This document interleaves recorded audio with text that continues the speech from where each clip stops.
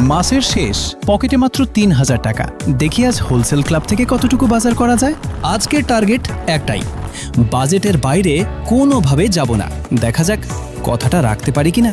বিফটা আগে নেই, এটা বাদ দিলে বাসায় গিয়ে জবাব দেওয়াটাই বেশি কঠিন হবে। চিকেনও নিলাম। ফ্রিজে চিকেন থাকলে অন্তত ২-৩ দিনের চিন্তা কমে যায়। মাছ ছাড়া আবার বাজার হয় নাকি? আজ টাটকা তেলাপিয়া নিয়েই বাড়ি ফিরছি। এবার দরকারি জিনিসগুলো, আটা, তেল, চা, মশলা, এগুলোই তো মাসের আসল বাজার। একটু মায়োনেজ নিলাম। ছোট ছোট জিনিসই কিন্তু খাওয়ার মজা বাড়িয়ে দেয়।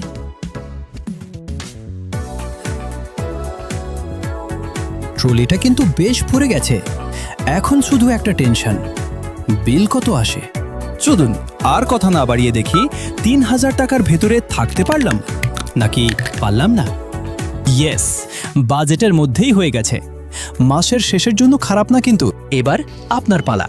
৩,০০০ টাকা হলে আপনি আর কোন কোন প্রোডাক্টটা যোগ করতেন কমেন্টে জানাবেন।